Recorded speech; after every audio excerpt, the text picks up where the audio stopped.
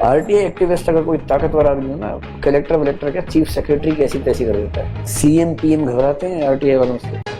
In the same way आप सोच के देखिए, एक फिल्म देखना मेरे कहने पे आप लोग जरूर। उस फिल्म का नाम है वेल डन अब्बा। वेल डन अब्बा, ठीक है। राइट टू इंफॉर्मेशन के बारे में है। अच्छी फिल्म है, डॉक्यूमेंट्री नहीं, अच्छी फिल्म है, इंटरेस्टिंग फिल्म है। उसमें एक लड़की का कुआं चोरी हो गया है। कुआं मतलब वेल, हाँ, चोरी हो गया है। ये जो सरप्राइज एलिमेंट हुआ ना, यही इस फिल्म की जान है। और वो पुलिस के पास गई है कि मेरा कुआं चोरी हो गया है, तो पुलिस पागल हो गई है। जैसे आप लोग चौंक गए, ऐसे पुलिस वाला भी चौंक गया कि है कुआं चोरी हो गया, ऐसे कैसे नहीं। तो ऐसे ही पुलिस को फीलिंग आई। फिर उसने एक बात कही, उसने कहा देखो जी ऐसा है, मैंने आरटीआई से पूछा कि हमारे इलाके में कुआं कब खुदेगा। जवाब आया कि पिछले साल खुद चुका है, और लोकेशन बताई कहाँ खुदा है। मैं वहां गई, कुआं नहीं था, तो उन्होंने खोदा है और अभी है नहीं, इसका मतलब चोरी हुआ है। तो या तो मुझे कुआं दिखाओ कहाँ है, या ला के दो, और नहीं तो एफआईआर लॉन्च करो, कुआं चोरी हो गया है। अब पुलिस ने फोन किया पीडब्ल्यूडी को कि भैया एफआईआर हो रही है, तुम सबकी नौकरी गई। फिर उन सब ने पता नहीं क्या क्या तिकड़म करके रातों रात कुआं खुदवाया, और फिर सुबह उसको जाके बोले अरे वापस आ गया कुआं। अरे कहीं कहीं घूमने चला गया था, वापस आ गया। This is the power of RTI. पढ़ेंगे आरटीआई, बहुत मजेदार चीज है, उसका यूज करना। इतना पावरफुल इंस्ट्रूमेंट है आरटीआई, मजा आ जाएगा आपको यूज करके।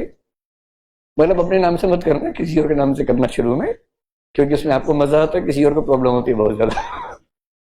तो करप्शन सरकार में इतना है, फाइल आई कलेक्टर के पास, एसडीएम के पास, कि 10 गांव में कुओं की जरूरत है।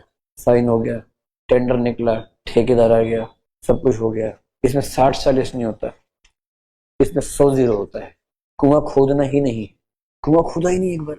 और कहीं कहीं क्या होता है कि इधर तालाब खोदना है और दूसरी जगह मिट्टी की जरूरत है, तो एक जगह लिखा तालाब खोद रहे हैं, एक जगह मिट्टी भेजनी है।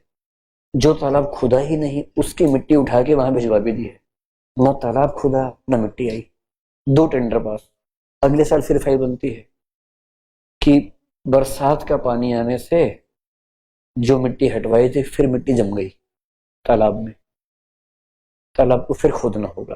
पेरेनियल सोर्स ऑफ इनकम होता तालाब, हर साल खुदता है और कभी एक फावड़ा भी नहीं चलता, कागजों पर हर साल खुदता रहता है। This is how sometimes system work, and RTI is the instrument to check कि क्या क्या खर्च हुआ है हमारे इलाके पर। आरटीआई एक्टिविस्ट अगर कोई ताकतवर आदमी हो ना, कलेक्टर वलेक्टर क्या चीफ सेक्रेटरी की ऐसी तैसी कर देता है। सीएम पीएम घबराते हैं आरटीआई वालों से, and that is why they always make the RTI Act defunct. They always try to make it defunct, क्योंकि ऐसी ताकत है आरटीआई। तो इस लड़के ने किया, फिल्म बनी, बड़ी शानदार बनी। तो अब आप सोचिए कि अगर फॉल्स क्लेम्स एक्ट हो हमारे देश में। अच्छा, हमारे देश में क्या बेरोजगार लोग बहुत ज्यादा है, और बेरोजगार भी ऐसे ऐसे बहुत माहौल बनाते हैं, उनमें से कुछ लोग खाली है, उनको पता लग जैसा एक्ट है, सुबह सुबह दूरबीन लेके निकलेंगे हर जगह। ये किसने बनाया, ये स्कूल की दीवार किसने बनाई, ठेकेदार का नाम बताओ, कितना खर्चा हुआ इसमें हुआ, अपने मिस्त्री को लाए, बताओ कितना खर्चा होना चाहिए था। उसने कहा जी 10,000 होना चाहिए था, 10.5 लिखा हुआ है, 500 रुपए के लिए क्या केस करोगे, चलो छोड़ो आगे चलो और कोई दीवार देखो। तो ढूंढ ढूंढ के एक ताजमहल ढूंढ लेंगे अंदर से कि ये करप्शन हुआ है, और केस कर देंगे।